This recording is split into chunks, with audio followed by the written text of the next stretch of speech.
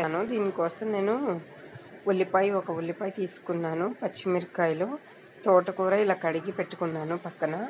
పక్కన కైమా కూడా కడిగి పెట్టుకున్నాను. చూడండి,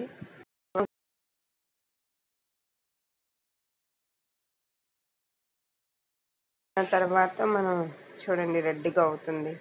పచ్చిమిరపకాయలు, ఉల్లిపాయలు వేసుకుని డీప్ ఫ్రై చేసుకోవాలి. డీప్ ఫ్రై అంటే గోల్డెన్ బ్రౌన్ కలర్ వస్తే చాలు.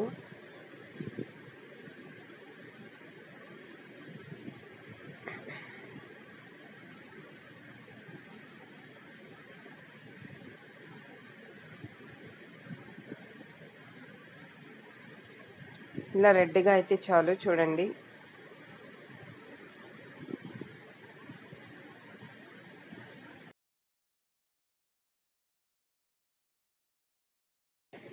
ఇలా కైమా వేసేసుకున్నాక కొంచెం ఉప్పు, గల్లుప్పు ఉంటే గల్లుప్పు, లేకపోతే సాల్ట్ వేసుకోవచ్చు.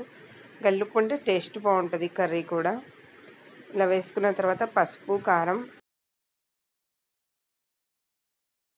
ఇలా పసుపు కారం వేసుకున్నాక 1 గ్లాస్ వాటర్ వేస్తే ఇలా మగ్గుతుంది. మగ్గాక నేను కుక్కర్ మూత పెట్టేసుకుంటున్నాను.